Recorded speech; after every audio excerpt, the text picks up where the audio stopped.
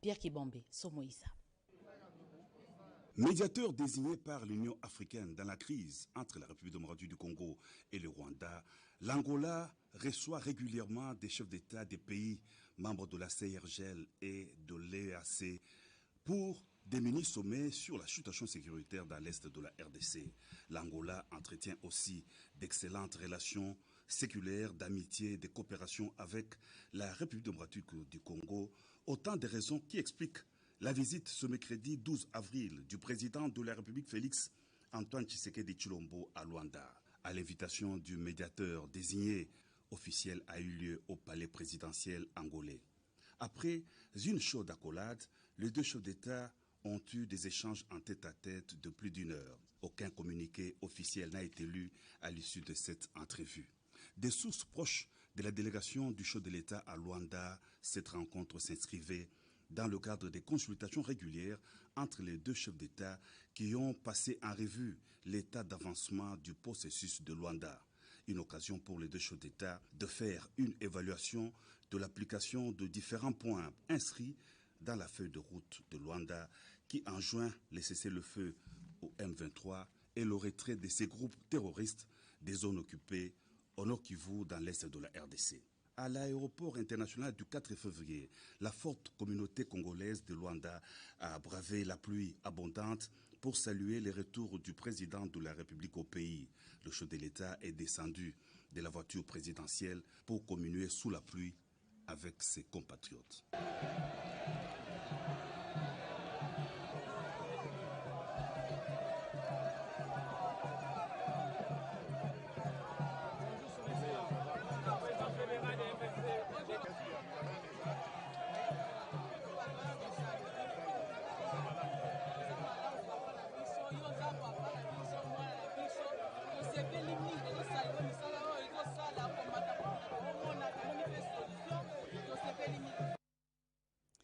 En bref et en images, un visiteur de marque dans la capitale de la République démocratique du Congo. Il s'agit du président de la Confédération helvétique suisse qui est arrivé ce mercredi à Kinshasa pour une visite humanitaire qui va certainement le conduire dans l'est de la République démocratique du Congo. L'hôte de marque de la RDC a été accueilli au pied de l'avion à l'aéroport international de Njili par le chef du gouvernement Jean-Michel Samalou Kondé, avec qui ils ont fait le point de son séjour en République démocratique du Congo. Nous y reviendrons avec force au détail avec la presse présidentielle.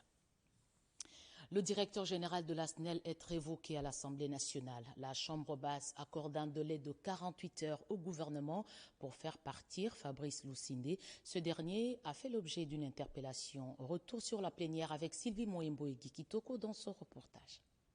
Au règlement intérieur de la Chambre basse du Parlement que la représentation nationale l'a voté pour la révocation dans 48 heures du directeur général de la Société nationale SNEL SA.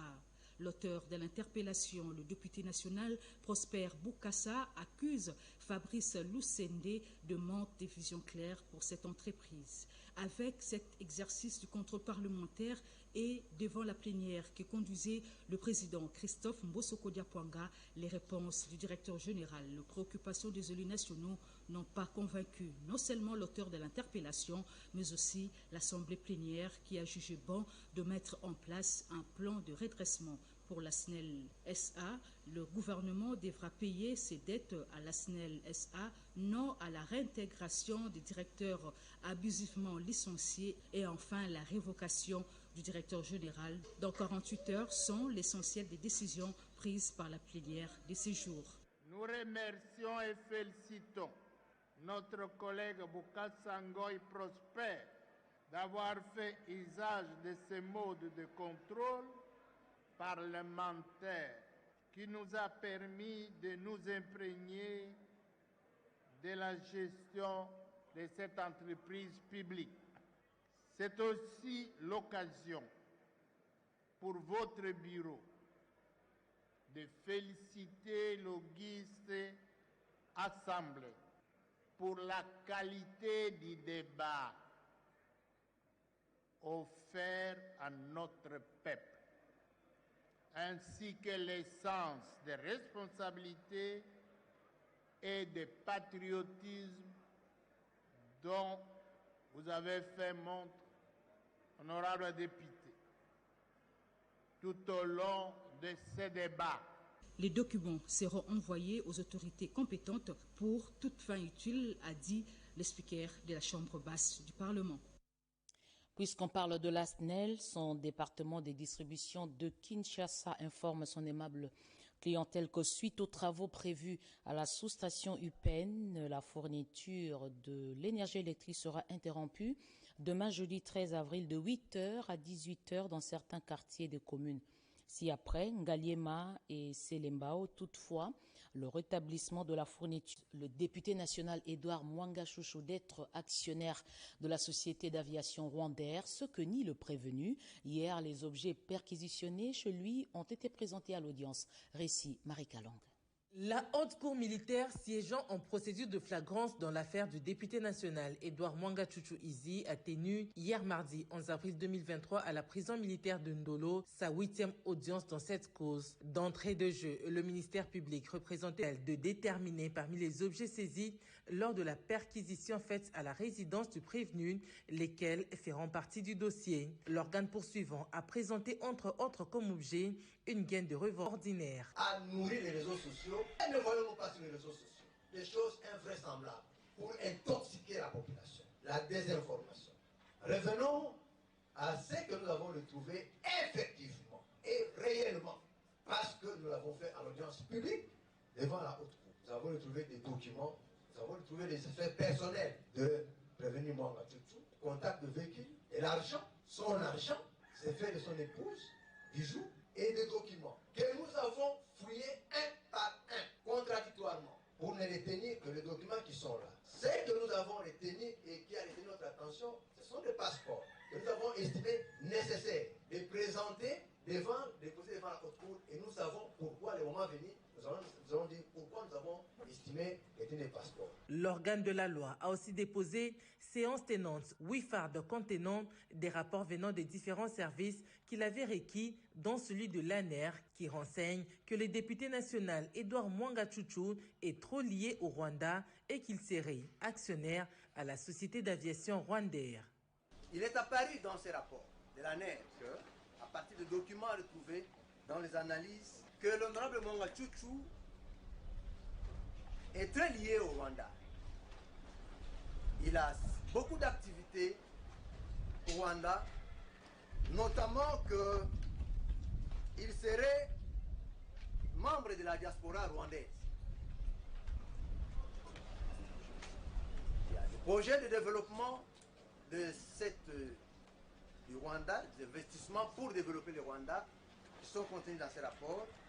Il y a des activités, il y a des investissements et un intérêt particulier pour la société Rwanda Air, où il y a des documents qui renseignent qu'il y a des tenues de réunion, de travail dans la gestion, l'administration de cette société, qui laissent penser que certainement, probablement, Chouchou serait actionnaire de Rwanda Air.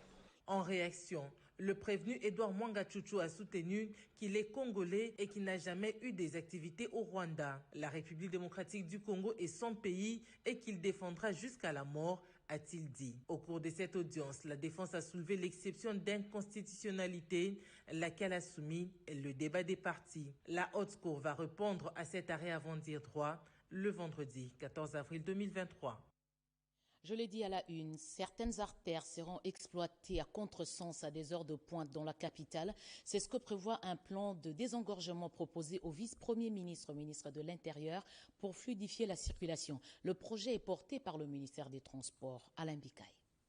La problématique des désengorgements de certaines artères principales de Kinshasa pour une fluidité dans la circulation préoccupe les patrons de la territoriale congolaise, Maître Peter Kazadi. C'est dans cette optique que le ministre des Transports et Voies des Communications, Marc Ekilak, accompagné un groupe d'experts, a présenté au vice-premier ministre de l'Intérieur et Sécurité le plan de désengorgement de la ville. Après avoir reçu les explications sur la mise en œuvre de ce projet, les garants de l'ordre public et sécurité a rassuré son accompagnement pour la réussite de ce plan qui est un début dans la recherche des solutions à l'épineuse question des embouteillages à Kinshasa. Je suis content de l'initiative menée par mon collègue des Transports et Voies de Communication. Je pense que nous devons commencer par quelque part. Comme annoncé, il y aura des artères qui seront à des heures fixes utilisées comme sens unique et à d'autres heures comme le sens inverse. En tant que garant de l'ordre public et de la sécurité dans les pays, parce que nous connaissons les mentalités de nos compatriotes, tendent toujours à violer ce qui est réglementation. Avec les concours de notre police, les concours de tous les Congolais, nous allons essayer d'appliquer ces plans et les faire respecter rigoureusement pour que nous puissions juguler dans la mesure du possible les embouteillages qui polluent notre vie à tous. Il s'y est de signaler que ces plans viennent répondre aux instructions du chef de l'État qui ne cesse d'interpeller les gouvernements à mettre en place une stratégie efficace pour mettre fin aux embouteillages dans la ville de Kinshasa. Des trous sur une route en terre occasionnent des accidents. Je vous emmène sur la route Kimbwala, c'est dans la commune de Mongafula, pour expérimenter le quotidien des habitants de ce coin de Kinshasa. Regardez ces images commentées par Elian Jatassa. La route jeunesse reliant les quartiers Pompage, Mondovision, Kimbwala ainsi que Don Bosco dans la commune de Mongafula est dans un état de délabrement très avancé qui nécessite des mesures urgentes pour sa réhabilitation. Ces tronçons est à ce jour impraticable, c'est un calvaire pour tous ces usagers et cela fait longtemps. Les trous et de grosses pierres sur cette route en terre rendent la circulation des véhicules, motos et même des piétons difficiles, occasionnant plusieurs accidents et de pannes fréquentes des véhicules. L'utilité de cette route d'intérêt capital qui permet l'évacuation des denrées alimentaires de la première nécessité vers les centres-villes oblige les autorités compétentes à s'impliquer pour sa réhabilitation. Dans l'avenue jeunesse, depuis on a commencé à corriger le problème de la route, on n'a jamais eu de solution à travers cette avenue. Nous sommes tellement pénalisés pour la route, il n'y a pas moyen de bien développer notre pays sans pourtant passer sur la jeunesse. Je demanderai juste aux autorités compétentes de bien nous aider. Parce que nous avons besoin de cette aide qui est supérieure. Si vous voyez vous-même, il y a même beaucoup de gens qui commencent même à dévier des routes à travers toujours ici. Retenons que la situation de cette route qui relie plusieurs communes de la capitale à la province du Congo central s'aggrave davantage avec la fréquence des grandes pluies. On reste sur les routes de Kinshasa. 2 avenues de la Gombe seront totalement fermées à la circulation dès cette nuit. L'avenue Force des Armées, dans son tronçon compris entre les avenues de la Gombe et de Sergent Moquet, et puis l'avenue de la Gombe, tronçon compris entre les avenues Kaloumé et Batetela. Ces avenues sont fermées pour certaines depuis hier la nuit, donc du 12 au 13 avril, et celles du 13 au 14 avril. Les excuses du directeur provincial de l'OVD à tous les usagers pour ce désagrément. Kinelenda, un projet qui vise notamment la protection des postes de la SNEL contre les érosions. Pour construire une appropriation du dit projet, la population quinoise a été sensibilisée sur son importance. Reportage de Jeuni Dadachabani. L'usine de captage de Lukunga, inaugurée récemment par le chef de l'État Félix-Antoine Tshisekedi Tshilombo pour faciliter la desserte en eau potable dans les districts de Lukunga, est l'une des réalisations phares du projet de développement multisectoriel et de résilience urbaine de Kinshasa dénommé Kinelenda. Ce projet vise l'amélioration des capacités institutionnelles, des gestions urbaines et l'accès aux infrastructures, ainsi que les investissements de protection des postes et sous-stations de la SNEL contre les érosions et les inondations.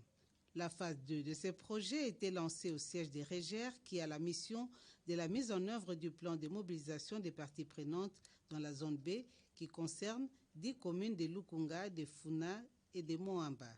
La mobilisation effective des parties prenantes va améliorer la durabilité environnementale et sociale du projet. La cérémonie de ce jour, c'est lancer l'activité de mobilisation des parties prenantes des communautés qui sont concernées par le projet.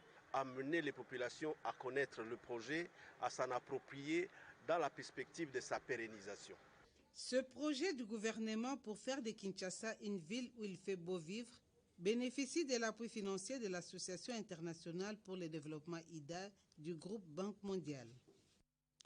La population doit assurer le contrôle de la réhabilitation de la voirie au Sud Kivu. L'appel est de Vital Kamerhe, vice-premier ministre, ministre de l'économie nationale. Il a même annoncé à la population qu'il y a du financement pour la réhabilitation de certaines routes d'intérêt commun. Anim Balaka. Il vient apporter un ouf de soulagement à la population de Bukavu. Grâce à son plaidoyer, le gouvernement central a débloqué une somme de 47 816 $ américains pour la réhabilitation de 2 tronçons de routes de grande importance dans cette province, à savoir la route Place de l'Indépendance lycée Wima Walungu et les tronçons Sangue Ouvira. Le vice-premier ministre, ministre de l'économie nationale, Vital Kamerhe, a remis cette enveloppe au directeur provincial de l'Office des routes, Anissé Kakessa. Vital Kamerhe appelle la population de Bukavu à exercer son contrôle populaire pour voir si les travaux ont été faits comme prévu. Heureusement que le président a accepté. Le ministre des Finances a fait diligence. Sur instruction du Premier ministre, je vais ici remercier tout le monde. Et tout ceci en attendant que la saison de pluie passe pour des travaux durables, puisque la route de Sangue, de Kakenge qui va vers les grands ports nécessite de grands travaux. Tout comme le lycée Wima, il ne faut pas que ça devienne un éternel recommencement. Les travaux d'urgence débuteront dans quelques jours, a rassuré le directeur provincial de l'Office des routes. Au nom du chef de l'État, Félix Antoine Tshisekedi Tshilombo, qui a répondu favorablement aux doléances des Sud-Kivusiens, Vital Kamerhe a rassuré la population de Bukavu à travers le gouverneur et intérim du Sud-Kivu, Marc Malago, que ces 2 grands axes vont être incessamment réhabilités. Notons que cette somme a été débloquée pour jeter un nouveau pont de Kakenge qui, suite à une forte dégradation, s'est vu totalement emporté par des pluies diluviennes, coupant pratiquement la circulation sur les tronçons Sangue Ouvira et la route Place de l'Indépendance lycée Wima, coupée par une fosse. On revient à Kinshasa. Voie d'accès difficile dans la commune de Lansele, précisément au quartier Baoumou. Conséquence, le mode de transport Mukongo a surgi. 500 francs congolais pour en bénéficier. Regardez ces images. Un bruit peu ordinaire de l'engin de génie civil dans le quartier des Baoumou, commune de Lansele. L'office de voiries et drainage est à pied d'œuvre pour la réhabilitation des avenues de ce quartier devenu impraticable. Après le dessablage avec le bulldozer sous l'avenue du Marché, s'ensuivra le chargement de la terre jaune et des moellons qui seront compactés pour rendre de nouveau praticable cette artère. L'initiative est de l'honorable Placide Tshisumpa Tshakatumba qui finance ces travaux avec les moyens du bord pour soulager sa base qui lui a lancé un cri de détresse. Cette population du quartier Baoumou 1 est confrontée au problème d'insécurité à cause de l'inaccessibilité de certaines avenues. Lorsqu'on demande l'intervention de la police a du mal à accéder ici, et même la population. C'est ainsi que la population est venue me voir, loin d'être le ministère des Travaux publics et infrastructures, mais en tant qu'élu du peuple, qu'avec les peu de moyens, j'ai fait appel à l'office de voirie et drainage de la ville de Kinshasa. J'ai donné les moyens, j'ai payé les frais. Je vous informe que moi-même, j'ai construit un bureau de sous-chef de la police au marché ici. Et c'est toujours dans le souci de sécuriser la population. La population peut accéder facilement. Vous savez, quand il pleut ici, il y a l'opération 500 francs pour qu'on vous transporte sur le dos. Alors nous voulons mettre fin à ça pour aider la population. La population bénéficiaire est en liesse et se montre reconnaissante envers l'élu de la Tchangou, Placide Tshisumpa Tshakatumba, toujours proche de la population, de sa base. Pour l'honorable Placide Tshisumpa Tshakatumba, une fois l'avenue du Marché réhabilitée, d'autres avenues connaîtront le même travaux. Restauration de la paix dans l'est de la République démocratique du Congo, la communauté Banyamulenge demande au ministre d'État en charge de l'intégration Antipas Moussa Niamoussi de s'impliquer. Reportage de Sylvie Mouembo. Ténier, ambassadeur de l'Union européenne en République démocratique du Congo, et Madame Maltide, chef de délégation adjointe de l'Union européenne, ont profité de la rencontre avec le ministre d'État, ministre de l'intégration régionale, Antipas Mboussania Moussi, pour lui remettre un document qui reprend la stratégie renouvelée de l'Union européenne pour la région des Grands Lacs et la nomination dans les tout prochains jours d'un ambassadeur de l'Union européenne pour les Grands Lacs. Ils ont aussi annoncé l'installation d'un bureau de cette institution européenne à Goma, dans la province du Nord Kivu. Il faut accompagner ces dynamiques par des actions qui sont bien sûr des actions de court terme pour ramener la paix immédiate, mais aussi pour créer les conditions du développement de demain. Il faut qu'on bâtisse un programme qui permette aux anciens combattants de se réintégrer dans la société, dans la vie civile, de se réintégrer aux communautés, mais aussi bâtir des dialogues entre les communautés pour apporter des solutions aux problèmes qui ont créé la création de ces combattants. Outre les civilités au ministre d'État en charge de l'intégration régionale, le président de la communauté Banyamulenge, Charles Mukiza, a fait part à Antipas Mboussania Moussi les attentes de la population de Sud-Kivu en général et en particulier celle des Banyamulenge qui ne jure que sur le retour de la paix sans laquelle aucun développement ne sera possible. Le ministre d'État, ministre de l'intégration régionale, a promis à la communauté Banyamulenge de prêter une oreille attentive aux recommandations de toutes les communautés de la RDC dans le cadre de ses attributions lui confiées par le président de la République, Félix-Antoine Tshisekedi Tshilombo. Entrepreneuriat, Café La Quinoise s'équipe pour raffiner ses produits proposés à la communauté. Cette entreprise vient d'obtenir des équipements de torréfaction, je vais répéter, de torréfaction du café. Regardez ces images commentées par Gaëtan Magalano. La vision du chef de l'État de faire de millionnaires congolais dans le secteur de PME congolais, épousé par certains Congolais, créer une classe moyenne à travers l'entrepreneuriat, aussi la création d'emplois pour lutter contre le chômage demeure les socles. Lors de la mise en place de cette usine de torréfaction du café La Quinoise, le ministre de la Communication et Médias effectue une visite et dans le cadre du soutien du gouvernement Samalou Kondé II. Avec la fondatrice de La Quinoise, le ministre Patrick Mouyaya a échangé sur le programme Un chariot, un boulot, programme initié pour créer plus d'emplois et diminuer le taux de chômage en RDC. Vous savez que les produits La Quinoise, c'est un produit qu'on ne présente plus, mais il était important pour moi, dans le cadre justement du changement de narratif, de venir voir ces jeunes Congolais qui font parler de la République démocratique du Congo autrement.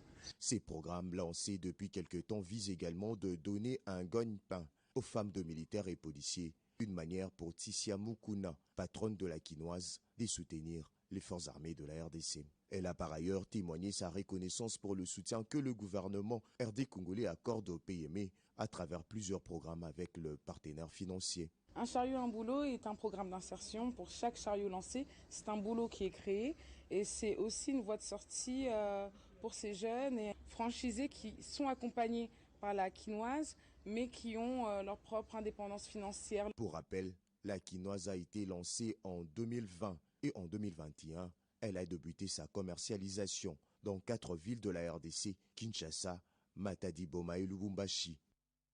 Médecins sans frontières maintient sa collaboration avec le gouvernement congolais. Une délégation de cette structure a présenté cette disponibilité à la ministre d'État, ministre du Plan. Et puis Judith Suminwa-Tuluka a adressé les nouvelles orientations à l'ANAPI pour le climat des affaires.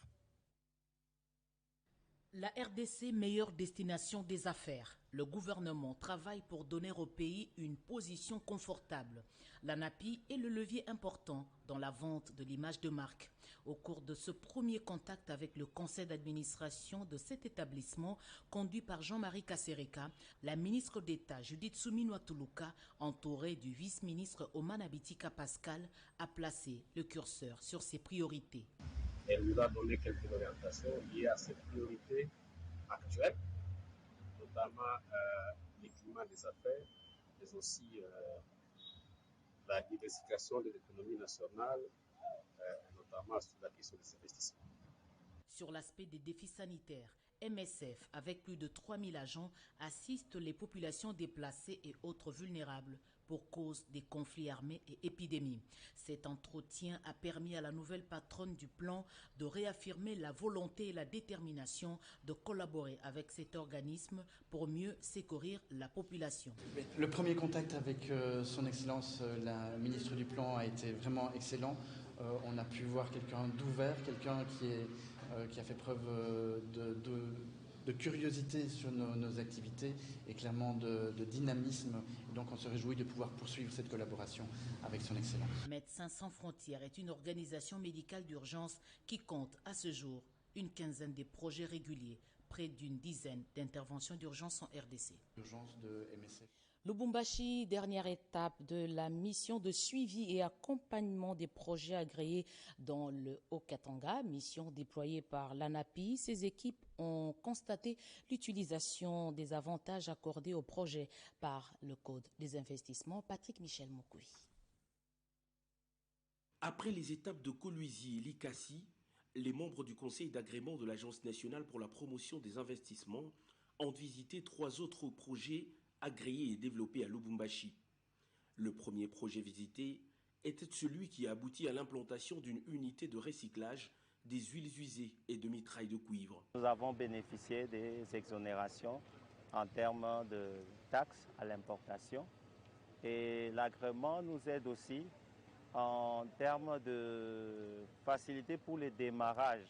Une fois sortis de l'usine de MES, les délégués de la présidence, de la primature, du ministère du Plan, du Travail, de la DGDA, de la DGI et l'équipe dirigeante de l'ANAPI se sont rendus à la gare moderne de Mulikap pour palper l'effectivité de ce projet à capital congolais destiné à la construction des infrastructures servant de terminaux. Mulikap est aujourd'hui la seule entreprise du pays qui propose un service de transport professionnel avec de terminaux à bus répondant aux normes internationales. Les passagers viennent d'arriver. Ils viennent de Likasi. Parce que je vois le type de bus, c'est les bus qui viennent de Likasi. L'ANAPI a été la seule, je dis bien la seule structure qui a accompagné le projet sans aucune pesanteur. Si la délégation a exprimé satisfaction chez Mulikap, elle n'a pas pour autant apprécié les réalités de la société Krishna, censée implanter une usine de fabrication de ciment-colle blanc et gris. Ce projet ne ressemble pas du tout à ce que ses initiateurs ont communiqué. Le directeur général de l'ANAPI a sur le champ fait savoir aux gérants sa déception et promet une évaluation approfondie pour comprendre la situation. Les prestataires de services de développement des entreprises sont en formation. Cette session vise le renforcement des capacités. On fait le point avec Keren Kankolongo et Guy Matundu.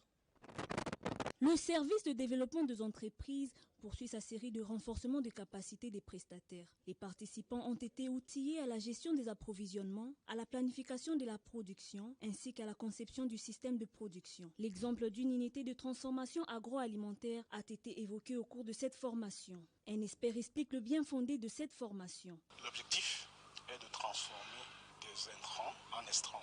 Un entrepreneur qui souhaite produire, par exemple, du jus de fruits, doit avoir en amont une matière première et en aval un produit fini. Entre les deux, il y a un système de production qui doit mettre sur pied et qui doit lui permettre de transformer de manière rentable la matière première, de manière à répondre à une demande qui a été identifiée et surtout de permettre à l'entreprise de dégager une marge suffisante pour sa croissance.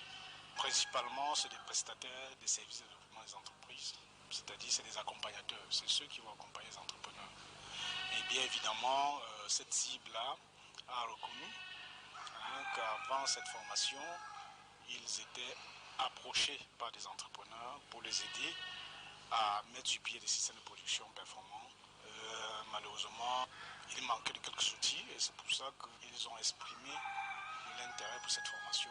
Quelques entrepreneurs sont représentés. Également, ils ont reconnu que ces outils devront leur permettre à améliorer le système de production qui existe déjà et certains qui sont plutôt en phase d'idéation de manière à raisonner le futur système de production. Les participants sortiront d'ici avec un plus et pourront améliorer la qualité de leurs services. L'incident est clos. Certains candidats magistrats ont présenté des excuses au président du Conseil supérieur de la Cour constitutionnelle. Certains parmi eux avaient déversé sur des réseaux sociaux des informations dénuées de tout fondement.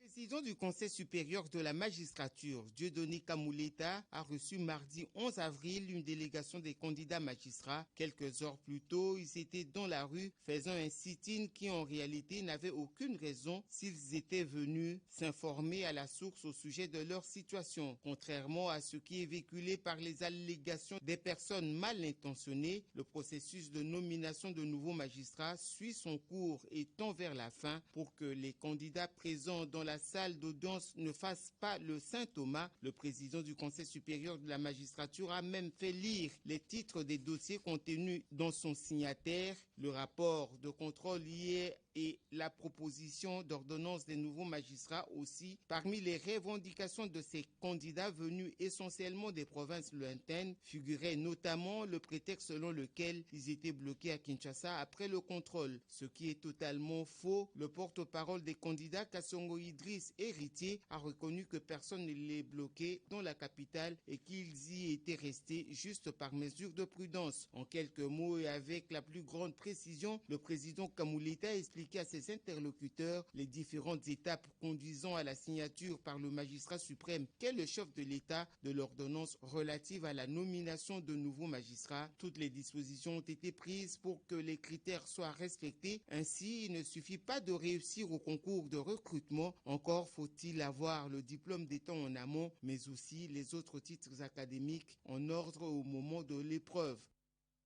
Comme annoncé dans nos précédentes éditions, la paye des prestations sociales a démarré, une activité organisée par la CNSS. Ces personnes de troisième âge ont tout donné à la République. Elles méritent toute la reconnaissance voulue pour des loyaux services rendus à la nation. À date échue, la Caisse nationale de sécurité sociale a entamé ce jour le paiement des prestations sociales du premier trimestre 2023 à travers la RDC. Floribert Lulendo, directeur à la direction urbaine de Kinshasa Centre-Ouest, et tout son staff ont fait la ronde pour constater l'effectivité de cette opération. Ceci cadre avec le mot d'ordre du chef de l'État dans sa vision, le peuple d'abord. Et c'est à ce titre-là que le directeur général nous a demandé de superviser personnellement l'opération de paiement de prestations sociales sur terrain, de veiller à ce que cela se passe comme il se doit.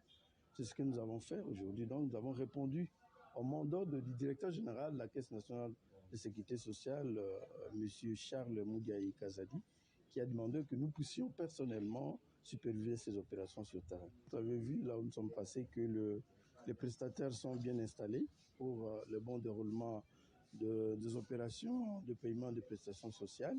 Et aussi, nous avons constaté que le tout se passe dans la discipline et dans le respect des instructions qui ont été édictées par l'autorité de la Caisse nationale de sécurité sociale, en l'occurrence le directeur général Charles Moudiaï Kazadi. Ainsi, les bénéficiaires du régime général de sécurité sociale ont tous les temps pour recevoir l'air dû tout au long de ce premier trimestre. Et puis ce message de félicitations adressé au ministre de l'Agriculture au nom du conseil d'administration de la direction générale et de l'ensemble du personnel de l'Office national des produits agricoles du Congo. ONAPAC, nous vous présentons nos vives et chaleureuses félicitations pour votre nomination au poste de ministre de l'Agriculture. Votre nomination à la tête de ce ministère constitue, en n'en point douter, non seulement une marque de confiance placée en vous, mais beaucoup plus un message, celui d'un renouveau, d'une innovation et d'un dynamisme prôné par son Excellence Félix-Antoine Tshisekedi Tshilombo, président de la République, chef de l'État, à qui nous rendons nos hommages les plus déférents. En cette heureuse circonstance, l'ONAPAC, organe technique de votre ministère en matière des produits agricoles d'exportation, rassure votre Excellence de sa constante disponibilité et de son soutien. L'ONAPAC s'engage à œuvrer à vos côtés pour la réussite de votre noble mission en vue de permettre à la République démocratique du Congo de poursuivre sans désemparer les grandes réformes engagées et initier celles à engager dans le cadre de la revanche du sol sur le sous-sol. Puisse l'Éternel, notre Dieu, vous accorder davantage de la sagesse et de l'intelligence dans l'accomplissement de votre noble tâche, tout en vous souhaitant un fructueux mandat. Nous vous prions de croire, Excellence Monsieur le Ministre, dit ce message en l'expression de notre haute considération. C'est signé Guy Bompate, directeur général intérimaire, et puis Louise Olela, présidente intérimaire du Conseil d'administration. On termine avec cette mission effectuée à Ilebo par le président du Conseil d'administration de l'ECC. Commentaire Berthe Mokonkoli. Le démembrement, la République démocratique du Congo compte 26 provinces. Pour s'assurer que les produits qui entrent dans les nouvelles provinces sont contrôlés par l'Office congolais de contrôle, le président du conseil d'administration, Fortina Ndambo, a effectué une mission d'inspection dans la province du Kasaï, précisément dans les territoires d'Ilebo. Sur place, après la présentation des civilités à l'administrateur du territoire en tant qu'autorité administrative d'Ilebo, le président du conseil d'administration et toute sa délégation se sont rendus dans les installations de l'Office congolais de contrôle Ilebo. Le PCA Fortina Ndambo a tenu une séance de travail avec l'équipe dirigeante de l'agence et avec l'ensemble du personnel de l'OCC Ilebo. Il a encouragé le personnel à travailler durement pour augmenter la production et lutter contre les antivaleurs. Le personnel de l'OCC Ilebo a sollicité l'implication du président du conseil d'administration et du comité de gestion pour la construction et l'équipement d'un laboratoire moderne pour mieux et rapidement protéger les consommateurs du territoire d'Ilebo. Le staff dirigeant a aussi demandé au PCA d'augmenter l'effectif du personnel. Fortina Ndambo, PCA de l'OCC, a rassuré le travailleur sur place. Tout sera fait pour améliorer les conditions de travail. Ce journal est terminé. Madame, Messieurs, merci de l'avoir suivi à travers le monde. Retrouvez à 23h José Baïtoamo. Demain 20h, Sandra Nyangitabou.